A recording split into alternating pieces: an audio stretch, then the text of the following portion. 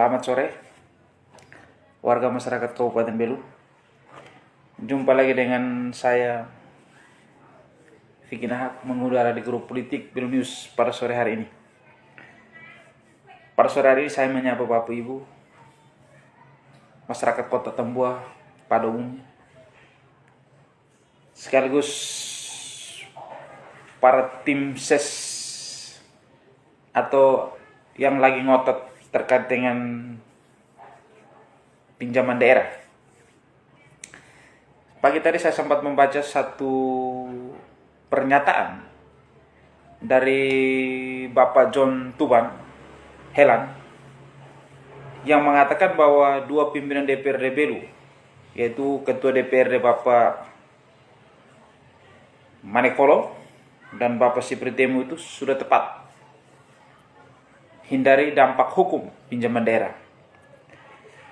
Sedikit saya coba membaca apa yang disampaikan oleh pakar hukum tata negara Universitas Nusa Cendana, itu Bapak John Tuban Helan.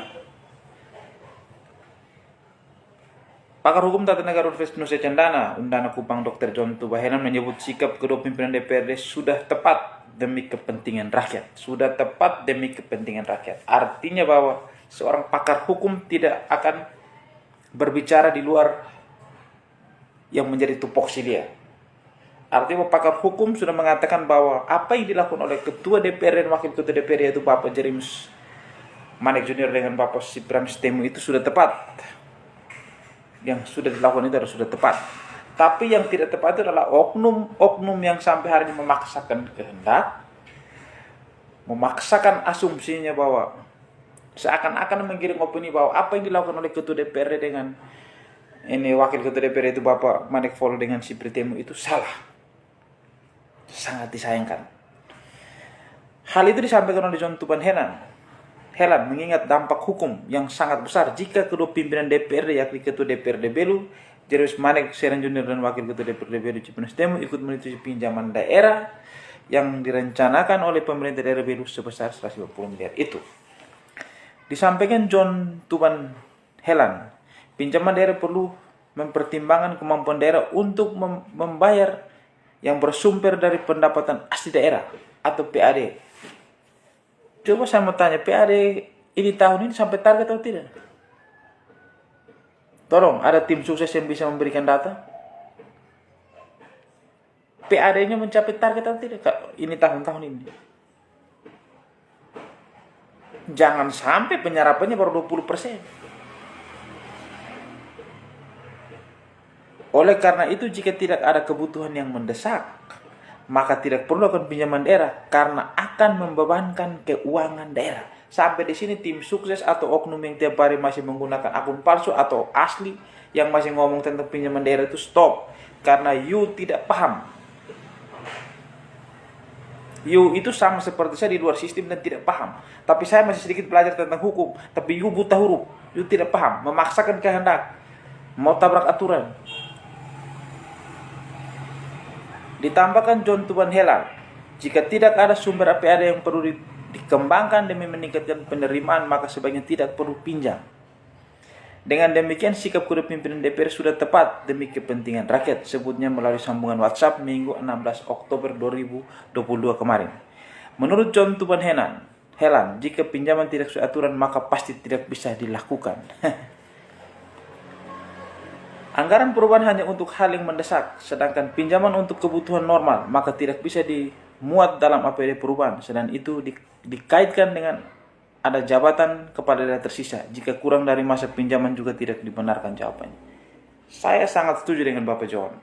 Artinya saya ini butuh huruf Bapak John. Tapi ngotot mau pinjam ambil 150 miliar dengan jangka waktu kepemimpinan tinggal tersisa 1 tahun lebih ini. Tapi tetap ngotot untuk dipaksakan. Ini yang ada apa ini? Ditanya soal badan anggaran DPRD Belu yang ikut menyetujui pinjaman daerah, sementara Pemprov sudah menyarankan agar tidak dilakukan pinjaman daerah itu, ditanggapi John Tuban Helan bahwa soal bangkar tetap menyetujui pinjaman, padahal Pemprov sudah menyarankan tidak bisa. Semua kembali kepada aturan hukum, jadi persetujuan berlawanan dengan aturan paparnya. Diberitakan sebelumnya, Pemprov telah mencermati nota kesepakatan antara pemerintah Kabupaten Belu dan DPR Kabupaten Belu tentang perubahan kebijakan umum APBD, perubahan prioritas dan plafon anggaran sementara serta berita acara persetujuan kepala daerah dan DPRD terhadap perubahan APBD Kabupaten Belu tahun anggaran 2022. Dikata bahwa dokumen-dokumen tersebut ditandatangani hanya oleh satu orang wakil ketua DPR sebagai ketua DPRD, satu orang wakil ketua DPRD. Terima kasih Bapak John, karena Bapak John Tuban Helen sebagai pakar hukum dari Universitas Nusa Cendana sudah memberikan pemahaman kepada kami yang buta huruf ini, yang sok ini, yang tidak paham hukum ini, yang asal ngomong ngoceh tidak jelas ini. Terima kasih. Yang menjadi herannya saya ini, bahwa pakar hukum saja sudah menjelaskan bahwa ini tidak bisa. Bahkan pakar hukum sekelas John, Bapak John Tuban Helan saja sudah mengatakan apa yang dilakukan oleh Bapak Ketua DPRD yaitu Bapak Manik Foro dan Wakil Ketua DPRD itu Bapak Siprus Temu itu sudah betul. Artinya dari segi hukum dia sudah memberikan bahwa jawaban yang tepat seperti begitu. Apa yang dilakukan oleh kedua pimpinan ini sudah betul.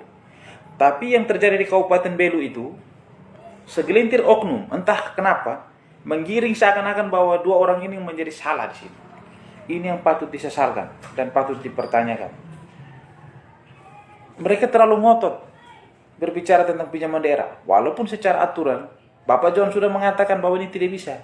Tapi mereka tidak pernah ngotot terkait bagaimana merealisasikan yang hari ini pemerintah daerah saya belum merealisasikan hak masyarakat berupa jaring pengaman sosial. Mereka tidak ngotot. Mereka diam, seakan-akan dihipnotis. Mulutnya yang bagian bawah atas semua ditutup. Seakan-akan mereka ditutup. Mereka tidak berani bersuara terkait dengan haknya masyarakat, yaitu jaring pengaman sosial. Ini yang menjadi pertanyaan besar. Kok yang sudah jelas-jelas ini tidak bisa, tetap ngotot harus bisa? Bahwa apa yang dilakukan oleh pimpinan DPR itu salah. Tapi hal yang menyangkut haknya masyarakat, penerima jaring pengaman sosial, dampak daripada COVID-19 ini mereka tidak pernah ngotot supaya bagaimana pemerintah itu mencairkan.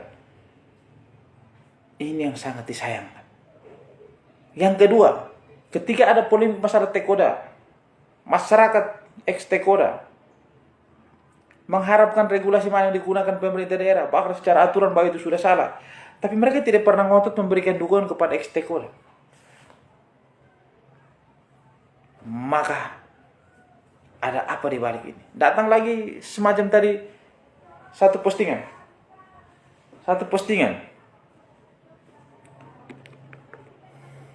Satu postingan yang mengatakan, bilang, tadi dari Markus Tatoras ya, Markus Baboros ya, dia punya nama apa, dia mengatakan bahwa dalam waktu dekat bahwa Bupati dan Sekda akan menuju ke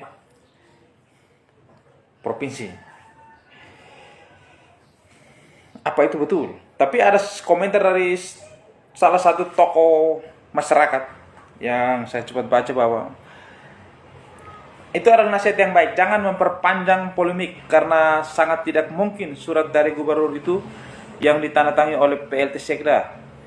Provinsi itu surat siluman yang tidak diketuai oleh gubernur dan wakil karena PLT Sekda tanda tangan atas nama gubernur.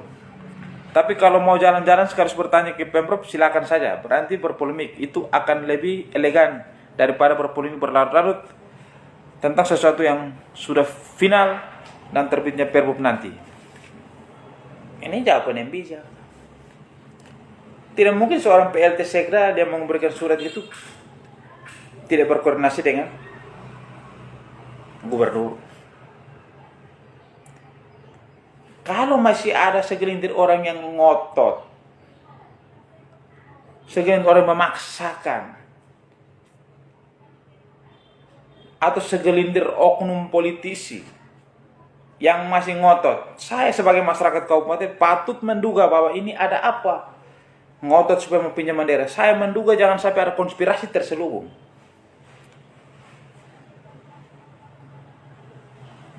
Ini dugaan sebagai masyarakat.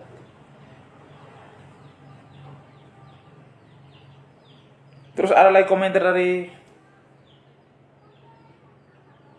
Abang Yan, duduk bersama dan lihat regulasi, jangan menuding pihak yang lain supaya kalian dianggap benar di mata masyarakat Trabelu. Waktu kalian pergi konsultasi itu, orang jelaskan kamu tidak catat atau rekam kok.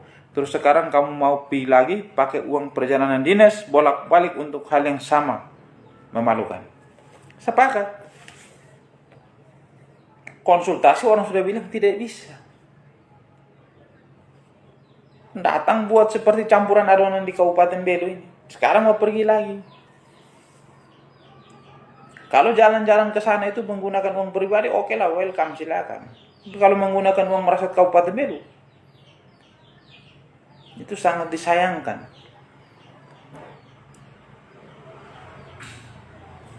Jadi masyarakat Kabupaten Belu, saya hanya coba menyampaikan apa yang sudah disampaikan oleh salah satu pakar hukum.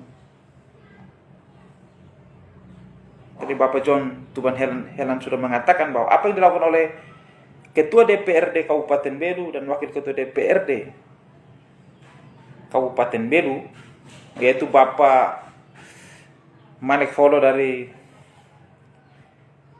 Partai Demokrat dan Bapak Sipritemu dari Partai Nasdem, itu ada hal yang sudah benar. Itu hal yang sudah benar. Jadi kalau ada oknum yang masih berpelintir bahwa ini salah mereka, bahwa mereka itu tidak paham secara hukum. Mereka buta. Yang mereka ngotot adalah nafsu mereka. Supaya kepentingan mereka bisa terakomodir. Mereka tidak pernah, supaya masyarakat Kabupaten Belu, sekali lagi sama, mereka tidak pernah ngotot bagaimana haknya masyarakat. Yang 6.577 penerima manfaat itu namanya JPS sampai hari ini tidak direalisasikan. Mereka tidak pernah ngotot. Mereka tidak mendesak pemerintah supaya segera mencairkan. Itu uangnya masyarakat itu kamu kasih kemana? Pemerintah taruh di mana? Kenapa sampai tidak dikasihkan kepada masyarakat? Mereka tidak pernah mempertanyakan itu. Itu yang sangat disayangkan. Mereka juga tidak mempertanyakan hak masyarakat itu sudah sejauh mana? Kenapa tidak direalisasikan?